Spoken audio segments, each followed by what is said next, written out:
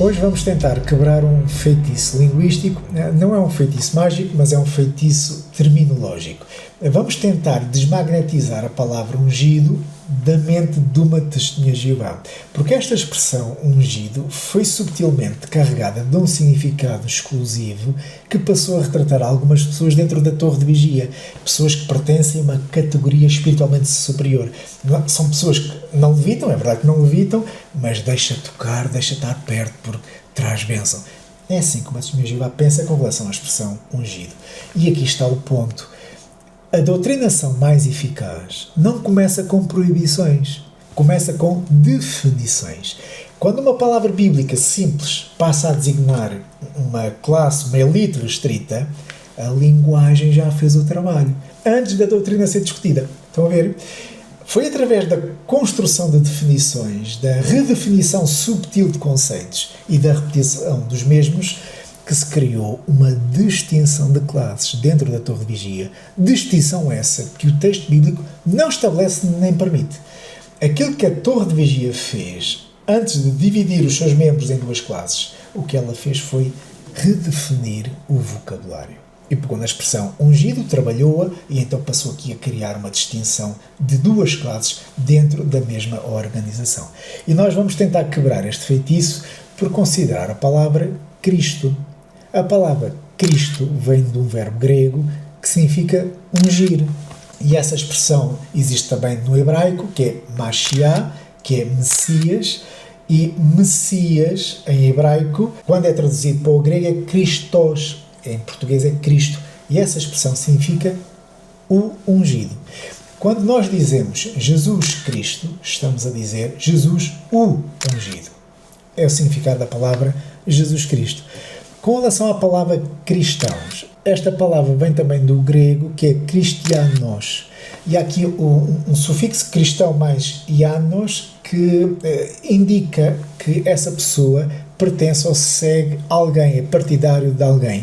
E era uma expressão usada no Império Romano para identificar seguidores de certas figuras. Por exemplo, Herodes, existiam os herodianos. Ianos eram os partidários de Herodes. César, havia os cesarianos. Ianos eram os partidários de César.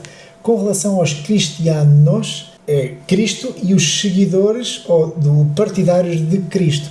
Portanto, que os cristãos eram identificados, lá vão os do Cristo, isto é, lá vão aqueles que são do partido, entre comas, do ungido. Estão a ver a ideia? Agora a questão que nós pomos é: pode um cristão que pertence a Cristo não ter o Espírito de Cristo? Um cristão que pertence ao ungido não ser ungido? É possível isto? Vamos abrir a Bíblia em Romanos capítulo 8, versículo 9. Entretanto, vocês não estão sob o domínio da carne, mas do Espírito, se de facto o Espírito de Deus habita em vocês. Aqui está a falar dos cristãos, que eles não estão debaixo do domínio da carne, não se comportam de acordo com os impulsos da carne. Porquê? Porque estão debaixo do Espírito. Porque o Espírito habita neles. O Espírito estabelece morada, permanece na pessoa. Certo? Agora notem a parte B do versículo. E se alguém não tem o Espírito de Cristo, não pertence a Cristo. Não tem que estar aqui a falar do Espírito de Deus e o Espírito de Cristo, é a mesma coisa, são o mesmo Espírito, e tem aqui uma lógica que quem não está debaixo do domínio da carne tem o Espírito de Deus a habitar nele, a estabelecer morada na pessoa. Agora diz que quem não tem o Espírito de Cristo não pertence a Cristo. Notem, quem não tem este Espírito a habitar não pertence a Cristo. Então, se não pertence a Cristo, não foi separado para Cristo. Então, não é cristão. Logo, ou tens o Espírito e és de Cristo, ou não tens o Espírito e não és de Cristo. Não és cristão. O que este texto está aqui dizer é que não existe cristão sem Espírito. Isso não existe. Cristão sem unção. Isto é, a unção é o ato, é a ação de Deus ao conceder o Espírito e a condição resultante dessa concessão. Isso é unção. Deus dá o Espírito e habita na pessoa. Isso chama-se unção. A pessoa é ungida. Não é alguém que levita. Não. É o Espírito a habitar na pessoa. Cristão sem unção, cristão não ungido, isto é, cristão sem o Espírito, isso não existe. Porque alguém que se diz cristão, mas não tem o Espírito, não foi ungido pelo Espírito, biblicamente falando, não pode ser chamado de cristão. Sem Espírito é sem Cristo. Sem Cristo não é cristão. Este é o problema que as testemunhas de Jeová têm que resolver. Quem pertence a Cristo, isto é, quem pertence ao ungido, participa do mesmo espírito do ungido, porque o espírito do Cristo, do ungido, permanece na pessoa quando ela é ungida com o espírito e identifica a pessoa como cristã. Ser cristão é uma identidade que foi selada com o espírito. Quem pertence ao Cristo, quem pertence ao ungido, tem que participar do mesmo espírito. Isto é claro em 1 João capítulo 2, notem o que o apóstolo João diz no versículo 20. Diz assim: mas vocês têm uma unção que procede do santo e todos vocês têm conhecimento. Aqui, notem a expressão, todos vocês têm conhecimento, vocês foram ungidos, todos, não é apenas uma classe especial dentro dos cristãos. Alguns de vós têm o Espírito. Não é isso que João está a dizer. Ele diz, todos vós, a comunidade inteira, tem o Espírito, foi agraciada com essa unção. E notem o versículo 27, quanto a vocês, a unção que receberam dele permanece em vocês. Quem é cristão, pertence ao ungido, é ungido por este Espírito e esse Espírito permanece na pessoa. É o que diz Romanos 8:9, que o Espírito habita em vocês. Habita, estabelece morada. E isto significa a unção. Agora, são todos, não é uma classe criada por uma organização. Isso é uma doutrina fabricada. E o dilema inevitável para as testemunhas de Jeová, vocês dizem que têm o Espírito de Deus. Então, se vocês têm o Espírito de Deus, vocês pertencem a Cristo. Se realmente vocês querem ser chamados de cristãos, o Espírito do Cristo tem que permanecer em vocês. Agora, se vocês dizem que são cristãos não ungidos, isso não tem apoio bíblico, porque se não têm o Espírito, diz Romanos 8:9, vocês estão debaixo do domínio da carne. E se estão debaixo do domínio da carne, não pertencem a Cristo. Vocês podem pertencer a uma organização humana fundada nos Estados Unidos em 1881. Ok, tudo bem. E vocês até podem ter esse título religioso de cristão. Mas, biblicamente falando, um cristão foi todo aquele que recebeu o Espírito do Cristo e esse Espírito habita na pessoa. Isso chama-se unção. Não há cristão não ungido. Não há nenhuma classe intermédia. Não há uma segunda categoria de cristãos. Se alguém não tem o Espírito de Cristo, não pertence a Cristo. Não há identidade cristã sem Espírito. Porque um cristão pertence a Cristo, foi separado para o Cristo, é seguidor do Cristo, é identificado com Cristo. Obrigatoriamente tem que ter o Espírito do Cristo. Isto é um cristão no conceito bíblico. Portanto, todo o cristão é, por definição, um ungido. Não é por mérito, nem por estatuto, nem pela sua sapiência, mas porque foi alvo da habitação do Espírito, da unção do Espírito que habita agora na pessoa e permanece nela. E claro, conforme diz Romanos 8:9, está liberto do domínio da carne, dos impulsos da carne. Isto é um cristão. Não há cristão não ungido. Dizer que existe um cristão que não é ungido é como dizer que um peixe que não é aquático. Espera, um peixe que não é aquático, mas como assim? Se não é aquático, não é peixe, ok? Se não vive na água, não é peixe. Um cristão sem espírito é um peixe sem água. Se não tem espírito, não é outra classe de cristãos. Não, que isso não existe. É outra coisa. É uma ave rara, qualquer coisa. Mas não é cristão. Um cristão tem que ter o espírito a habitar na pessoa. Porque um cristão não é apenas aquela pessoa que acredita em certas doutrinas, que frequenta reuniões, que pertence a uma organização. Isso não é ser cristão. Ser cristão é alguém separado por Deus para o Cristo, unido ao Cristo, participante do Espírito do Cristo. Não existe aquela categoria de cristão comum, não separado, isto é, não ungido. Ser cristão já implica separação e, obrigatoriamente, a unção. Isto é obrigatório para alguém ser identificado como cristão. Quando as testemunhas de Jeová afirmam que não são ungidas, estão a dizer, sem saber, por ignorância, estão a declarar publicamente que não são cristãs no sentido bíblico, porque estão-se a colocar fora da definição de cristão. Não existe cristãos com unção e cristãos sem unção, e isso não existe. Um cristão não ungido é como dizer um círculo quadrado. Um círculo quadrado, mas o que é isso? Pá? A geometria não reconhece essa figura geométrica, pelo menos neste mundo. O que é isso, círculo quadrado? O que é isso, cristão não ungido? O que é isso? A Bíblia não reconhece cristãos não ungidos. Não existe essa categoria. O termo cristão é uma condição espiritual, é uma identidade. E aquilo que identifica um cristão é o Espírito que habita na pessoa. A unção não é um termo que classifica uma elite dentro dos cristãos. Isso não existe. E aquilo que os líderes da sociedade Torre fizeram, o coro governante e companhia, aquilo que eles fizeram foi criar na mente dos seus membros uma distinção, que existe servos fiéis que têm o Espírito e servos fiéis que foram ungidos pelo Espírito. Lá está, a doutrinação mais eficaz não começa com proibições, começa com definições. E a linguagem faz o trabalho. E foi através desta definição que eles conseguiram, então, dividir os seus membros em duas classes. Fizeram aqui uma distinção de classes. Cristãos que têm o Espírito e cristãos ungidos pelo Espírito. O problema é que esta definição, esta distinção, não existe no Novo Testamento. Se alguém não tem o Espírito de Cristo, não pertence a Cristo. E quem pertence a Cristo tem o Espírito a habitar na pessoa. Isso chama-se unção. E o apóstolo Paulo falou várias vezes sobre receber o Espírito, ser selado com o Espírito, ser ungido pelo Espírito. E há versículos bíblicos que deixam bem claro que essas três expressões, receber, ser selado e ungir o Espírito, é a mesma coisa. Nós vamos ver isso em Coríntios capítulo 1, versículo 21 e 22 diz: Ora, é Deus que faz que nós e vocês permaneçamos firmes em Cristo. Agora notem, Ele nos ungiu, nos selou como sua propriedade e pôs o seu Espírito em nossos corações como garantia do que está por vir. Está aqui a falar sobre o ato de Deus pôr o seu Espírito em nós, faz lembrar Romanos 8:9, que nós já lemos, que o Espírito habita em nós. Isto é, estabelece morada em nós. E essa ação é acompanhada de unção e selagem. A unção tem a ver com a ação de Deus na pessoa, a consagração da pessoa, e o selamento é o selo, é a marca de pertença ao Cristo. Aqui em Coríntios não faz distinção entre Deus dar o Espírito, isto é, alguém receber o Espírito, e unção e selamento. Não faz distinção, não são etapas separadas. São três formas de descrever a mesma realidade. Não são três experiências diferentes. Alguém que recebeu e outros que são ungidos e selados. Não faz essa distinção. São três metáforas para a mesma ação divina, para o mesmo ato salvador. Essa peta de andar a dividir pessoas que recebem o Espírito e pessoas que são ungidas pelo Espírito, isso é uma peta, não é? Isso é uma doutrina criada por falsos profetas. É uma doutrina enganadora.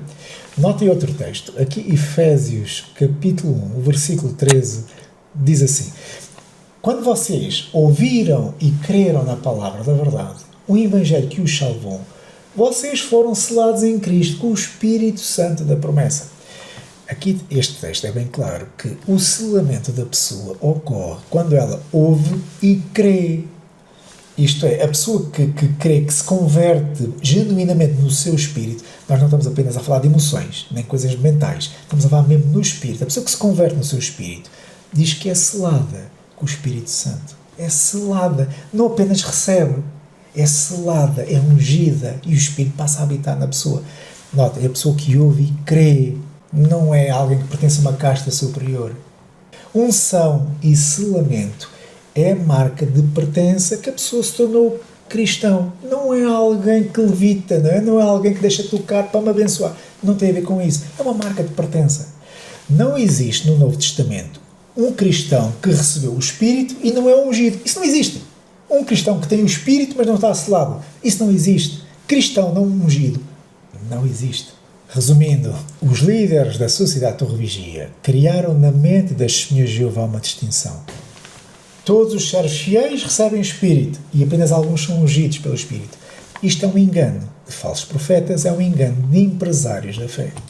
Outro argumento típico das testemunhas de Jeová é afirmar que existe uma esperança terrestre e dizem que isso tem base bíblica no Salmos 37:29, que os justos irão possuir a terra, Mateus 5:5, que felizes os de temperamento brando porque herdarão a terra, e Apocalipse 21:3 e 4 diz que Deus vai estar com a humanidade e não haverá mais morte. Ok, eu vos posso dizer que pela primeira vez, ao sair da torre, passei a entender o Salmos 37, Mateus 5:5 e Apocalipse 21:3 e 4, mas fora dos tentáculos da torre, e esses textos fazem todo o sentido. Antes de respondermos a esse argumento, queria dizer que alguma testemunha de Jeová que esteja a ver este vídeo, antes de vocês defenderem um engano que vos aprisiona, porque vocês estão aprisionados a um engano, e além de estarem aprisionados, vocês estão a ser roubados pelos vossos líderes, porque eles não entram, nem deixam entrar quem podia entrar. Vocês, antes de defender esse veneno, vocês têm que resolver um problema com relação à crença dos 144 mil, porque a Sociedade de Teologia diz que os 144 mil, que aparece em Apocalipse capítulo 7, é um número literal, e que esse número foi reunido até 1935, e depois de 1935 surgiu então a segunda categoria rebaixada de cristãos, que é os cristãos que não são ungidos, conforme eles dizem. Nós vamos consultar um livro de um erudito bíblico em que ele fala sobre a expansão do cristianismo, e vocês vão ter aqui um problema sério para resolver. Mas antes de lermos um trecho desse livro, queremos apenas deixar claro essa doutrina dos 144 mil até 1935 e o que é que está implicado nisso. Quando a Torre de Vigia diz que o número é um número literal, isso implica que teria de incluir todos os cristãos fiéis desde o Pentecostes até 1935. Nós estamos a falar de 2000 anos de história em que, no máximo, teria de haver apenas 100 mil cristãos.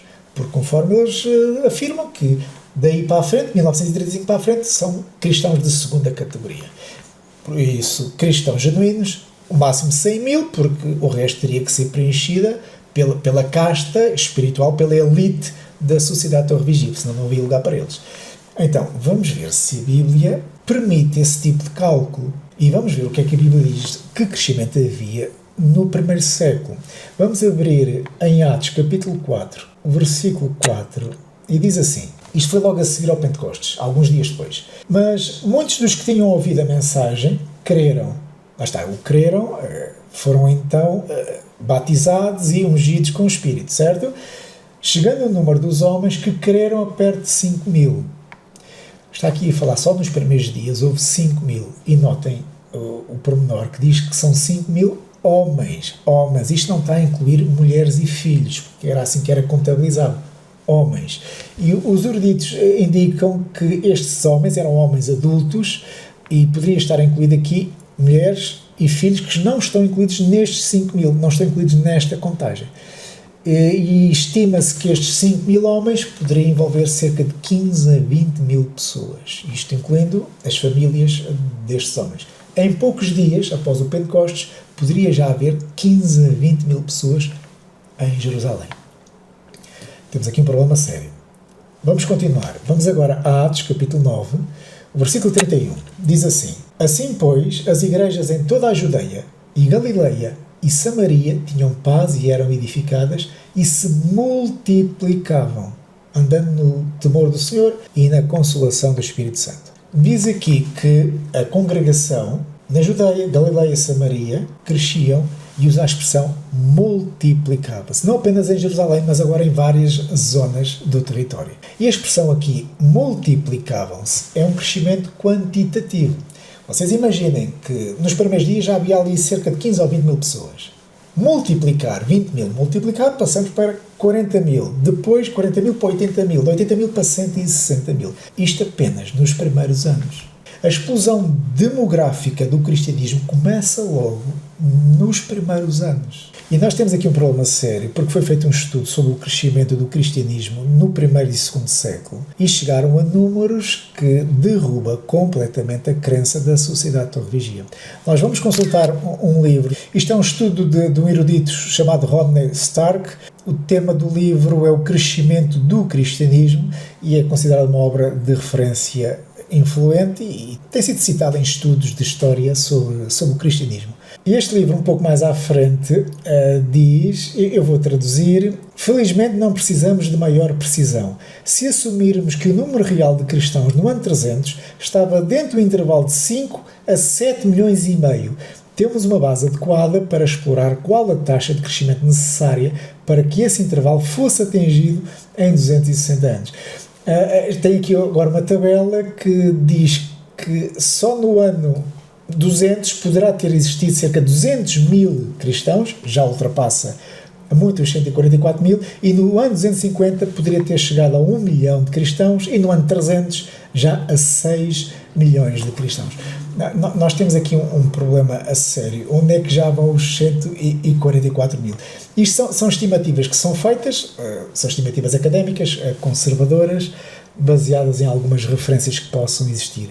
Mas por volta do ano 300, muitos académicos dizem que situam os cristãos entre 5% a 15% da população do Império Romano. Levando em conta que a população do Império Romano poderá ter atingido 50 ou 60 milhões, se nós fizermos a percentagem de 5% a 15% da população ser cristão, nós estamos a falar de cerca de 2 a 6 milhões de cristãos só nos primeiros 300 anos.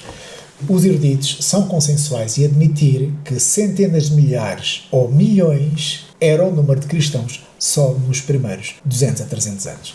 Temos aqui um problema difícil para vocês, testemunhas de Jeová, resolverem. Este é um ponto crítico da doutrina dos 144 mil ser um número literal. Porque se o número de 144 mil fosse literal, teria sido ultrapassado muito cedo na história do cristianismo.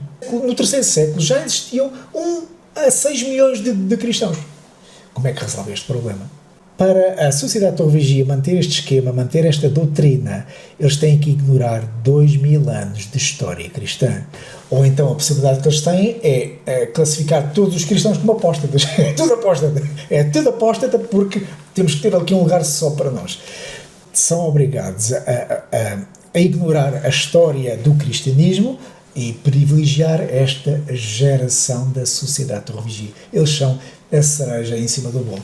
Lá está aqui uma curiosa coincidência, que no século XX surgiram meia dúzia de entendidos que, com uma calculadora na mão, agora organizar a matemática da salvação.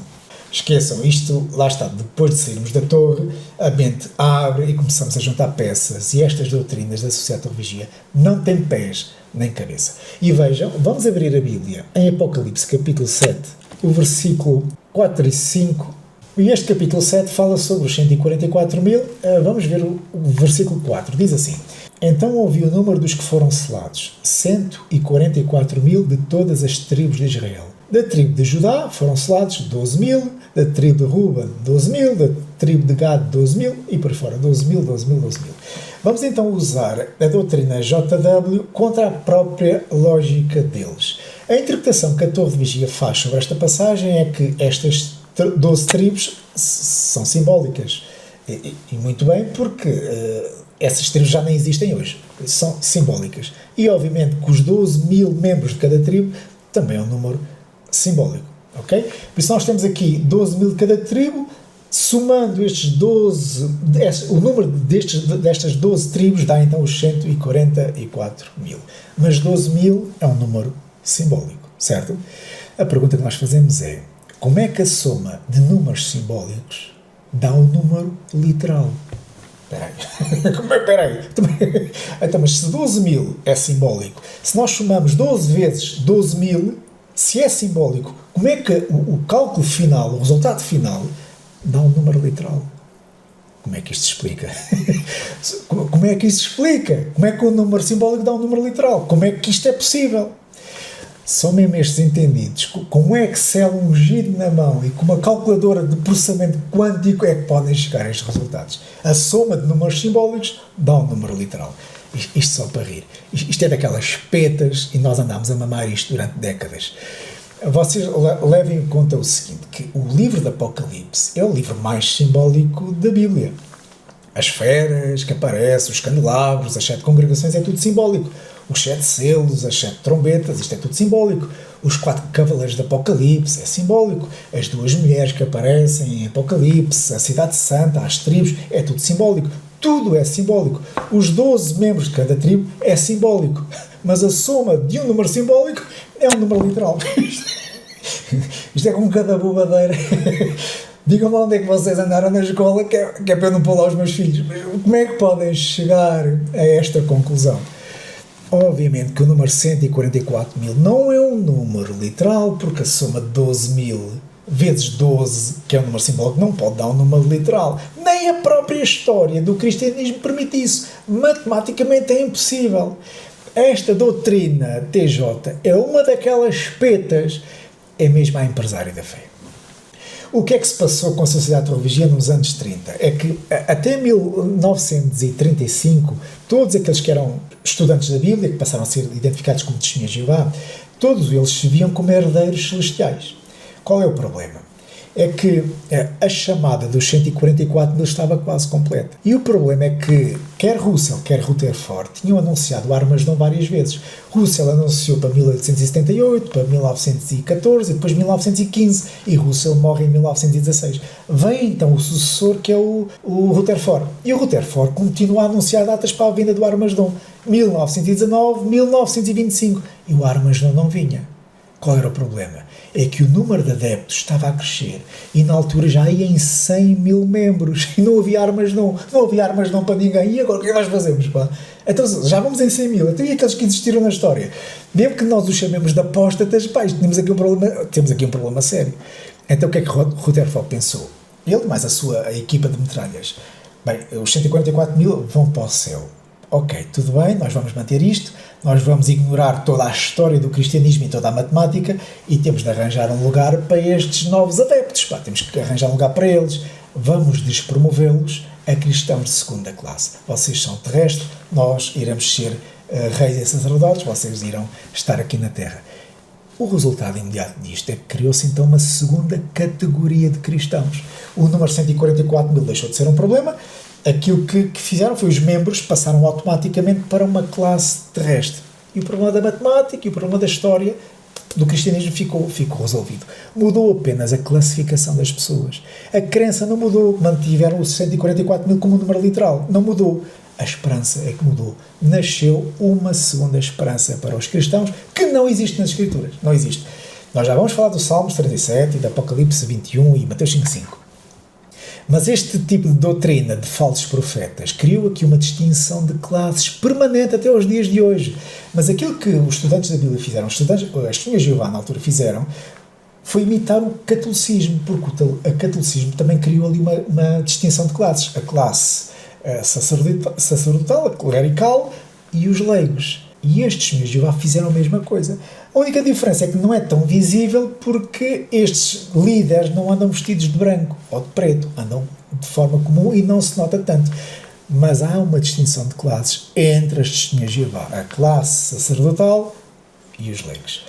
E lá está, esta elite passou a governar sobre uma massa fiel de pessoas que é subordinada às suas orientações. E com isto conseguiram impulsionar, alavancar uma empresa que surgiu nos Estados Unidos com 8 milhões de empregados voluntários. E eles estão a conseguir expandir a sua corporação com mão de obra gratuita. E claro, esta é uma empresa, uma corporação religiosa, a Sociedade de Teologia, já está avaliada em dezenas de bilhões de dólares. Lá está, é o espírito imperialista, capitalista, político dos Estados Unidos, mas na vertente religiosa. Igualzinho. Temos a parte política, que é imperialista, capitalista, e temos a vertente religiosa, que são as seitas americanas, mormons, adventistas e testemunhas de Jeová, têm o mesmo objetivo. A pergunta que nós fazemos às testemunhas de Jeová que estão a ver isto: antes de vocês defenderem o veneno que vocês tomaram, porque isso vai vos levar à morte se vocês não despertarem, expliquem-me a existência de milhões de cristãos só nos primeiros 200 anos. Expliquem-me isso. Expliquem-me isso. E depois de arranjarem uma explicação, vocês não podem descartar aquilo que nós já notámos nas Escrituras.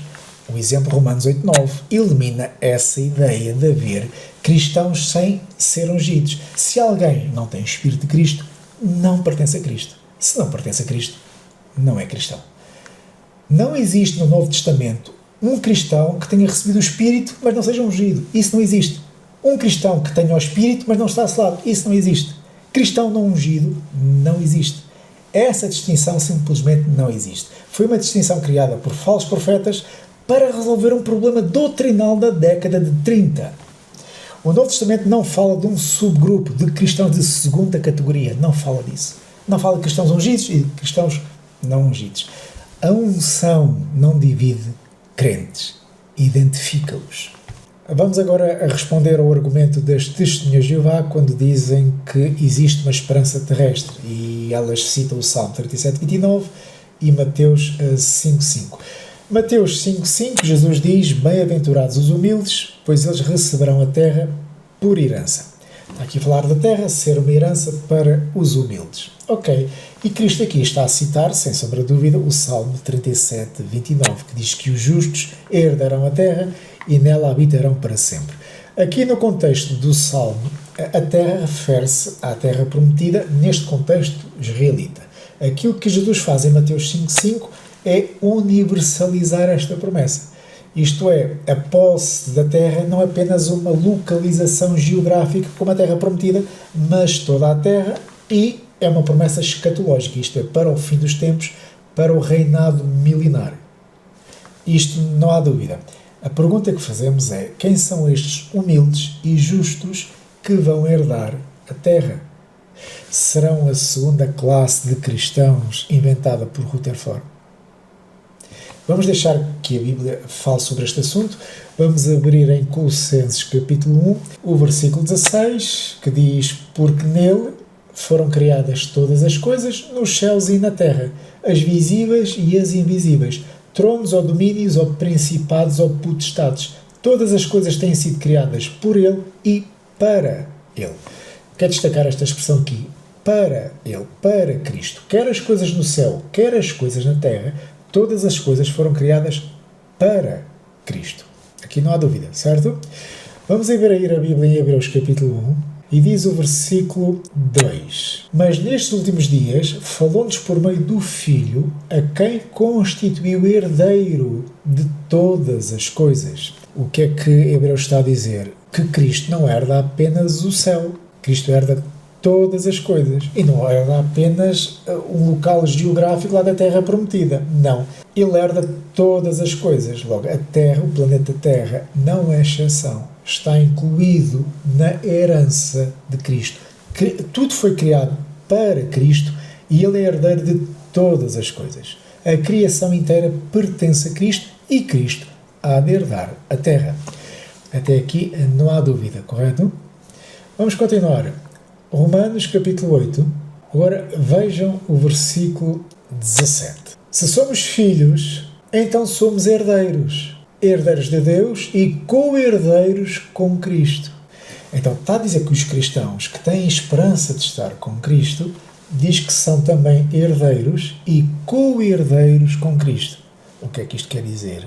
Que a congregação, o corpo do Cristo, a igreja, herda junto com Cristo. A igreja não vai herdar algo separado do Cristo, herda junto com Cristo. Aquilo que Cristo herda é também para a própria congregação ungida, para os cristãos, para todos os cristãos. Porquê? Porque os cristãos estão unidos a Cristo. Se Cristo herda a criação, se herda a terra, os que estão em Cristo participam dessa herança. A igreja, o corpo de Cristo, é co-herdeira da terra. Há dúvidas disto? Não. Vamos ler agora 1 Coríntios capítulo 3, o versículo 21 e 22. Diz assim: portanto, ninguém se glorie em homens, porque todas as coisas são de vocês, seja Paulo, seja Apolo, seja Pedro, seja o mundo, a vida, a morte, o presente ou o futuro, tudo é de vocês, e vocês são de Cristo, e Cristo de Deus. O que é que está aqui a dizer? Que os cristãos não herdam apenas o céu, eles herdam todas as coisas, porque tudo é de vocês. Logo, a Terra, o planeta criado por Deus, não é exceção. Está incluída. A criação inteira pertence a Deus. O que é de Deus pertence a Cristo. O que é de Cristo pertence aos cristãos. Tudo pertence a Cristo, então tudo é dos cristãos, incluindo a própria Terra. Os cristãos vão herdar a Terra. Porquê? Porque será a posse deles, eles irão gerir a terra e as pessoas que habitarem na terra. Mateus 5, quando Jesus diz: bem-aventurados os humildes, pois eles receberão a terra por herança. Cristo não está a criar duas classes inventadas por falsos profetas, cristãos que vão para o céu e cristãos que ficam na terra. Não. Quem herda o céu, herda também a terra, porque Cristo herda todas as coisas e quem está em Cristo é co-herdeiro de Cristo. Aquilo que Jesus está a dizer em Mateus 5,5, ele está a descrever a abrangência do domínio do reino, dos quais os cristãos pertencem. E essa promessa da terra não é uma alternativa à esperança celestial. Isto é, alguns vão para a terra e outros vão para o céu. Não. É parte da herança total do Cristo. Assim como Cristo herda a terra, vocês, os cristãos, vão herdar a terra. Cristo não está a falar de duas esperanças paralelas. É uma só esperança e é uma só herança. É os céus e a terra. Tudo pertence a Cristo e tudo o que Cristo herdou é vosso. Isto é da congregação cristã. Congregação que foi selada com o Espírito. E Cristo destaca-se como sendo alguém humilde e manso. Vocês recordam o que diz Daniel 4,17, que Deus governa sobre o reino dos homens e diz que Ele pode pôr sobre esse reino o mais humilde dos homens. A quem é que Daniel 4,17 se está a referir? Ao Cristo, Ele é o mais humilde. Mateus 11,29, que é um texto também conhecido, que eu sou de temperamento brando e humilde de coração, e vocês encontrarão descanso para as vossas almas. Cristo está a descrever-se como manso e humilde. Então, quem é o humilde e manso por excelência? É Cristo. Então, os que estão unidos com Cristo participam do seu caráter e da sua herança. Tudo pertence a Cristo e tudo o que Ele herdou é dos cristãos. Porque aqueles que são cristãos têm participado do caráter do Cristo, da humildade do Cristo, da mansidão do Cristo. Porquê? Porque tem o Espírito do Cristo. E quando o Espírito habita num cristão, ele tem o mesmo caráter de Cristo. E tendo o mesmo caráter, participa do seu caráter, participa também da sua herança, que é a posse da terra. Tudo pertence a Cristo e tudo aquilo que Cristo herdou será uma herança para os cristãos, porque eles são herdeiros com Cristo, são co-herdeiros do Cristo.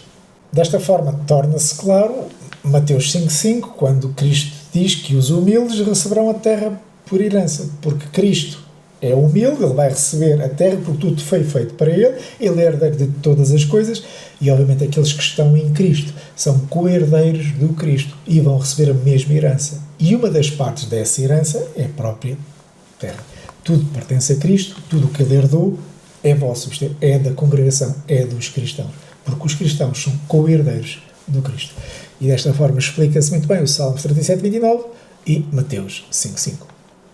E agora com relação ao texto mais usado pelas testemunhas de Jeová, que é Apocalipse 21, 3 e 4, em que diz: ouvi uma forte voz que vinha do trono e dizia: agora o tabernáculo de Deus está com os homens, com os quais Ele viverá. Pois diz o versículo 4, Ele enxugará dos seus olhos toda a lágrima, não haverá mais morte, nem pranto, nem dor.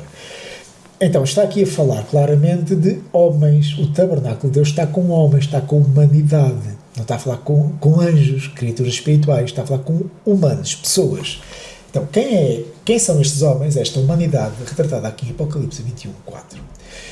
E lá está, mais uma vez veio à minha mente um dilema que eu sempre tive dentro da torre de vigia, que foi com relação a Apocalipse, capítulo 2, versículo 26 e 27, que nos vai ajudar a entender Apocalipse 21, em que Jesus Cristo está a falar às 7 congregações. Esta congregação de Tiatira, Ele faz uma promessa a estes cristãos de Tiatira. Diz o versículo 26, e ao que vence e ao que guarda as minhas obras até ao fim, dar-lhe-ei autoridade sobre as nações, e as pastoreará com vara de ferro, assim como são desmiuçados os vasos de barro.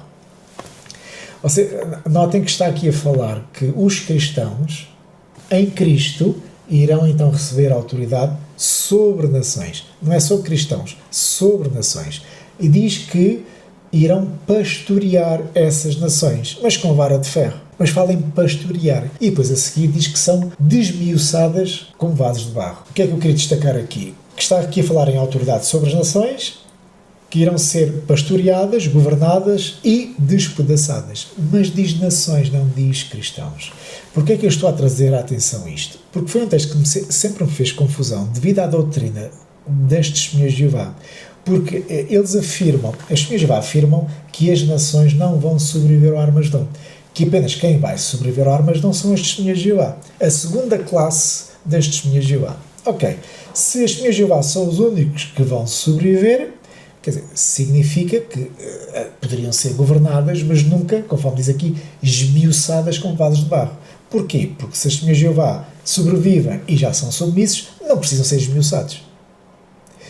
Qual é o problema que está aqui? É que surge aqui uma tensão, que eles precisam aplicar esta promessa feita aos cristãos, precisam aplicá-la ao Armagedom.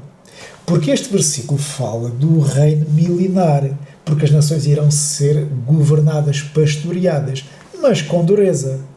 Mas eles têm que aplicar isto ao Armagedom, porque não há espaço para nações sobreviverem. Porque quem vai sobreviver é apenas a segunda classe das testemunhas de Jeová. Estão a ver a Petra?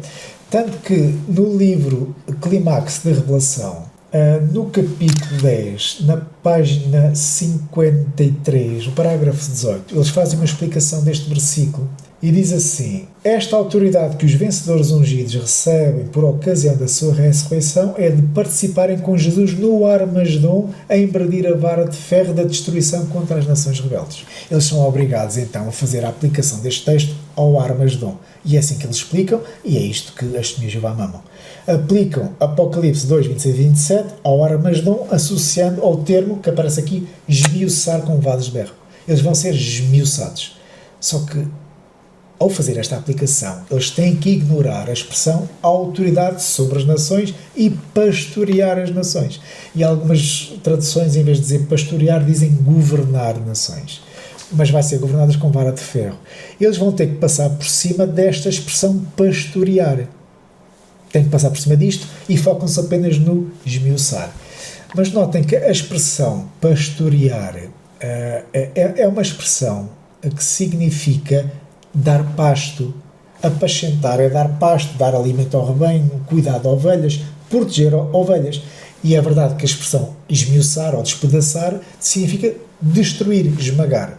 E a torre, então, tem que manter a peta da segunda classe, tem que manter isto, da segunda classe de cristãos, que vocês vão ficar na terra, porque vocês assim obedecem-nos hoje em dia, porque vocês têm que ser subservientes àquilo que nós dizemos, mas têm que ignorar a expressão apacentar, governar e bola para a frente.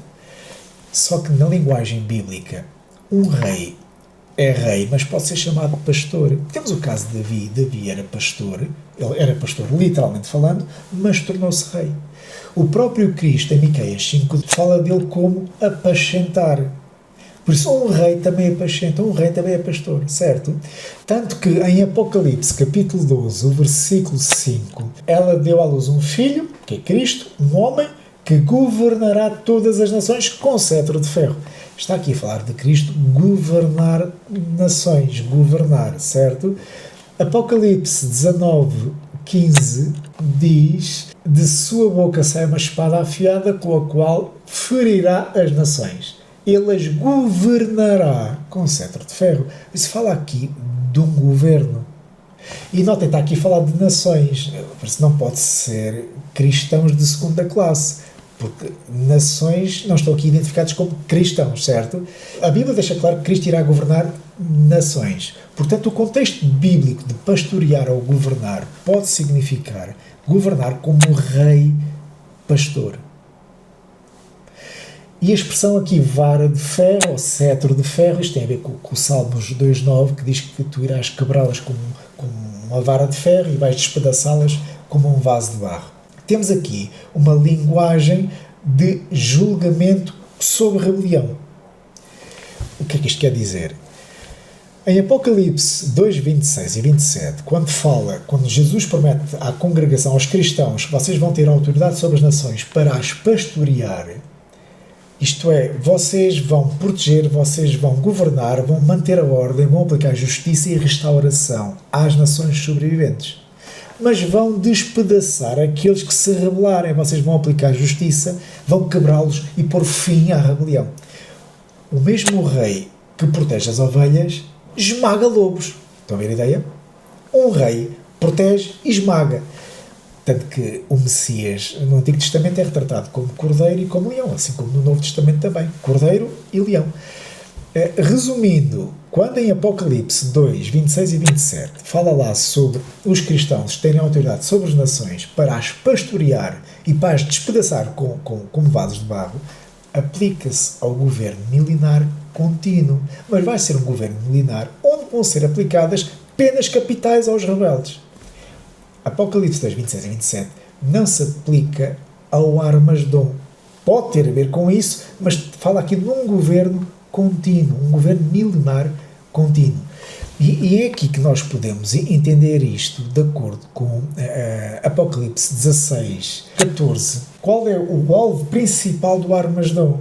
Diz lá: são espíritos de demónios que realizam sinais miraculosos. Eles vão aos reis de todo o mundo a fim de reuni-los para a batalha do grande dia de Deus o Todo-Poderoso. E o versículo 16 diz que esse lugar é chamado Armagedom. Mas notem que diz aqui que quem vai ser convocado para o Armagedom são reis de todo o mundo.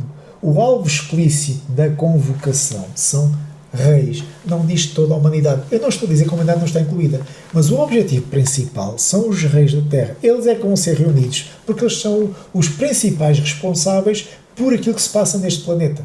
Eles vão ser reunidos, é o alvo principal. Está aqui uma linguagem política no sentido de confronto de poderes. O vosso poder e o meu poder e aquilo que vocês têm feito. O alvo principal são reis, governantes, que são os responsáveis por aquilo que se passa no mundo. Mas lá está, mas podem dizer, mas os ímpios também vão ser destruídos. Sim, claro que sim, as pessoas também estão incluídas nesta destruição. Porquê? Apocalipse 19, o 18 diz, para comerem a carne de reis, generais e poderosos. Estamos a falar então aqui de pessoas no governo. E depois diz carne de cavalos e seus cavaleiros, carne de todos, livres e escravos, pequenos e grandes. Está aqui então a falar de um cenário, sim, em que governantes e pessoas comuns vão ser abrangidas por este julgamento. Porque é que estes livres e escravos, pequenos e grandes, vão ser destruídos no Armagedom? Diz o versículo 20. Mas a besta foi presa, e com ela o falso profeta, que havia realizado os sinais miraculosos em nome dela, com os quais ele havia enganado os que receberam a marca da besta e adoraram a imagem dela. Os dois foram lançados vivos no lago de fogo que arde com enxofre. Está aqui, tem falado de duas personagens principais. A besta, talvez um governo totalitário, e o falso profeta. E os dois vão ser sentenciados ao lago de fogo. Os dois foram lançados vivos no lago de fogo. Só que estes dois fizeram vítimas. Quais foram as vítimas? Eles enganaram muitos com a marca da besta, porque a marca da besta vai ser introduzida pelo engano. E pessoas pequenas, livres e escravos, vão ser enganadas com a marca da besta. E o que é que vai acontecer a estas pessoas? Diz o versículo 21. Os demais foram mortos com a espada que saía da boca daquele que está montado no cavalo. Os demais, isto é, além da besta e do falso profeta, aqueles que foram enganados com a marca da besta, essas pessoas vão ser sentenciadas também pela espada que sai da boca do Cristo. Desta forma, os demais mortos são este grupo de humanos comuns, ricos e pobres, que foram enganados e receberam a marca da besta porque apoiaram a besta. Mas nem todos irão receber a marca da besta, porque haverá pessoas de todas as nações que irão sobreviver. Não são cristãos, mas vão sobreviver. Podem ser indisciplinados, mas vão ser governados com vara de ferro durante o reinado milenar. Se a meio do reinado milenar eles se passarem da cabeça, vão ter pena capital. E assim fica resolvido o problema de Apocalipse 2, 26 e 27, sem violar aqui matemáticas, sem criar aqui sistemas de controle, ou criar duas classes, fazer distinção de classes. Cristo promete à congregação de Tiatira: eu vos vou dar autoridade sobre as nações para as pastorear. E, se necessário, se elas forem rebeldes, vão ser esmiuçadas como vasos de ferro. Isto é uma promessa para os cristãos. A autoridade sobre as nações. Não é a autoridade sobre uma segunda classe de cristãos, porque não fazia sentido isso. São nações que irão sobreviver, que não receberam a marca da besta. Apocalipse 2, 26 e 27 aplica-se a um governo milenar contínuo, onde vai haver juízos de pena capital. Só que a Torre de Vigia tem de aplicar isto ao Armagedom, porque se não aplicar isto ao Armagedom, significaria que nações iriam sobreviver, e isto iria contradizer a doutrina que apenas a segunda classe das testemunhas de Jeová é que irão sobreviver. E se eles sobrevivessem, não faria sentido estarem a ser esmiuçadas, porque eles já passaram a prova. Mas lá está, aqui diz nações, né? Autoridade sobre nações, não diz sobre cristãos. Voltando a Apocalipse 21, 3 e 4, quando diz que o tabernáculo de Deus está com os homens, está com a humanidade, e eles não vão ter mais morte, nem tristeza, nem choro, nem dor. Estes homens, esta humanidade, foram pessoas que sobreviveram lá atrás ao Armagedom, nações que sobreviveram, depois se multiplicaram e sujeitaram-se ao governo do Cristo durante esse período. E quando termina o reino milenar, então eles passam a prova final e podem então ter a vida eterna, sem morte, sem tristeza, sem choro, sem dor, tudo já passou. E desta forma simples explica-se o Salmo 37, 29, Mateus 5, 5 e Apocalipse 21, 3 e 4. Quando o Salmo diz que os justos irão herdar a terra, é verdade, e Jesus aplicou isso em Mateus 5, 5, que os humildes irão receber a terra como herança. Quem é o principal herdeiro? É Cristo. E os cristãos são co-herdeiros do Cristo, porque tudo foi feito para o Cristo, inclusive a terra. A terra pertence e ele vai tê-la como herança. E como a Igreja, a congregação cristã, os cristãos em Cristo, vão então ser co-herdeiros de Cristo e vão herdar a terra, porque vai estar debaixo do seu controle, do seu governo. Apocalipse 21, 3 e 4. Esses homens são os sobreviventes, são as nações que sobreviveram ao Armagedon, que na altura não receberam a marca da besta, e durante esse período milenar multiplicaram-se, sujeitaram-se ao governo e vão ter então a vida eterna assegurada. Tudo isto é explicado sem criar aqui distinção de classes, sem dizer que dentro das congregações cristãs existe uma elite e uma segunda categoria de cristãos. Isso são doutrinas de falsos profetas, porque para um cristão separado para o Cristo, debaixo do mesmo Espírito, existe apenas uma esperança. Nós podemos ver isso em Efésios capítulo 4, o versículo 4 diz: há um só corpo e um só Espírito, assim como a esperança para a qual vocês foram chamados é uma só. A Bíblia deixa bem claro que a esperança dada aos cristãos, àqueles que estão em Cristo, que seguem Cristo, que foram separados para o Cristo, que têm o Espírito de Cristo, tem apenas uma esperança. Este foi outro texto que me fazia confusão quando eu estava aprisionado dentro da torre. Não consegui perceber porque é que diz aqui uma só esperança, não é? Porque aqui não diz duas esperanças, não diz dois destinos espirituais, dois tipos de cristãos, é uma só. E qual é a peta, né, daqueles falsos profetas? A Bíblia foi escrita só para os ungidos. Por isso tu estás a ler a Bíblia, mas foi uma graça que Deus te deu, porque não é para ti, é só para os santos. Sim, em parte é verdade que a Bíblia foi escrita para os cristãos, para os santos, mas para todos os cristãos. Porque cristãos de segunda classe não existe. Mas lá está. Ai de mim que eu questionasse aqueles filhos do diabo que estão lá nos Estados Unidos. Ai de mim. E nunca o fiz. Hoje não tenho medo nenhum.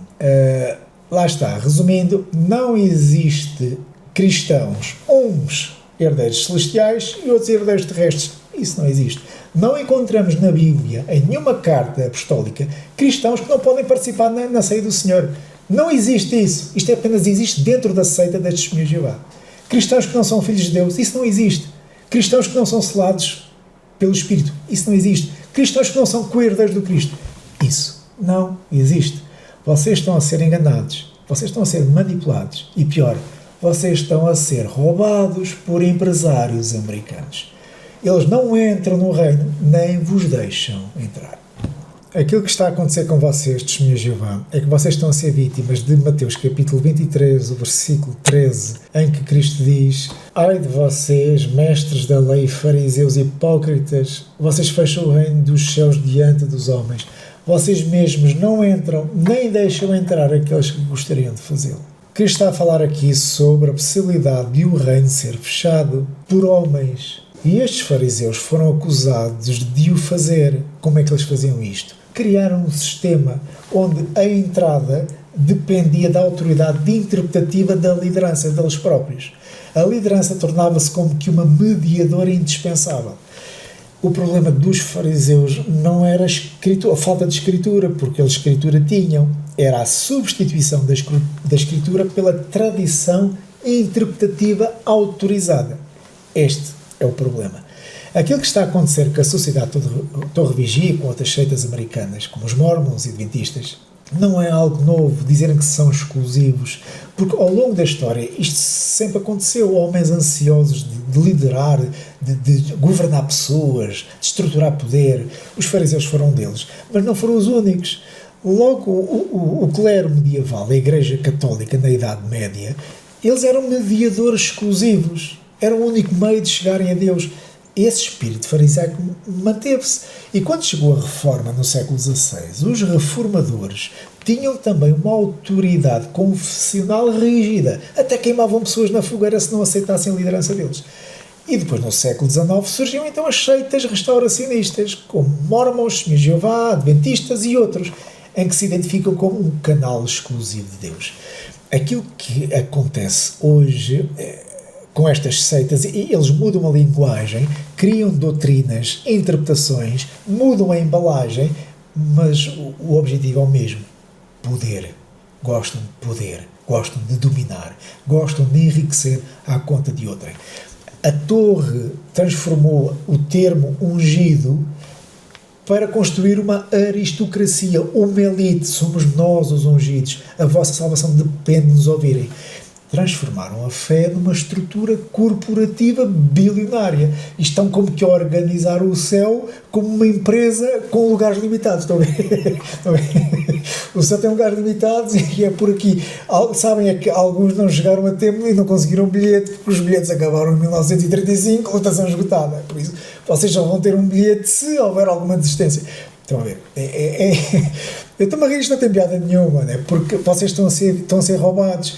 E isto está na Escritura. O apóstolo Pedro falou sobre isto. Em 2 Pedro, capítulo 2, o versículo 3 diz assim: homens, em sua ganância, inventarão mentiras astutas para explorar vocês. Mentiras para explorar vocês. E há outra tradução que eu também gosto, que diz que por avareza, isto é, por ganância, com palavras fingidas, farão de vós outros uma espécie de negócio. Então a ideia, vocês, Testemunhas de Jeová, estão a ser explorados, vocês estão a servir como um produto, a ser rentabilizado, vocês são um negócio. Porquê? Porque vocês têm muita riqueza, que é o vosso tempo, as vossas energias, os vossos recursos, estão a ser usados neste negócio de promover uma empresa religiosa bilionária, capitalista, imperialista, que é a Sociedade de Torre Vigia. E a maior riqueza que a Sociedade de Torre Vigia tem, além do património bilionário, é mão de obra gratuita e voluntária.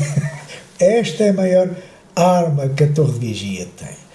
E o pior disto tudo é que vocês não estão apenas a ser roubados no vosso tempo, na vossa energia, nos vossos recursos. As vossas almas estão a ser roubadas. O reino está-vos a ser fechado. Vocês vão ter um desapontamento enorme. Mas isto não precisa de acontecer com vocês. Notem o que o apóstolo João diz em 1 João, capítulo 2, o versículo 27 diz: ainda quanto a vós, cristãos, crentes em Cristo, separados para Cristo, a unção que dele haveis recebido permanece em vós, não tendes necessidade de que ninguém vos ensine, mas assim como a unção vos ensina todas as coisas. O que é que o apóstolo João está a dizer? Que a unção, o Espírito que Cristo nos deu, nos ensina, nos direciona. Obviamente que João não está a eliminar aqui instrutores, porque ele próprio está a ensinar, correto? Ele não está a eliminar instrutores. O que ele está a querer dizer é que a comunidade cristã, os cristãos como grupo e individualmente, são alvo do Espírito Santo, são alvo individual da ação ensinadora do Espírito. Um cristão é ensinado individualmente de acordo com o nível de consciência em que ele se encontra. O apóstolo João está a dizer: ninguém tem o monopólio da unção, porque a unção é uma realidade comunitária, faz parte dos cristãos, faz parte da congregação. Não permitam que ninguém se interponha entre vocês e o Espírito. Agora, se existem homens, aparecem homens que criam sistemas que restringem enganosamente essa unção a um grupo exclusivo de pessoas, e esse grupo de 11 malandros que estão nos Estados Unidos, que se autodenominam como mediadores oficiais e obrigatórios da interpretação bíblica, esses falsos profetas estão a substituir a ação direta do Espírito na comunidade cristã pela intervenção deles, pelo papel deles.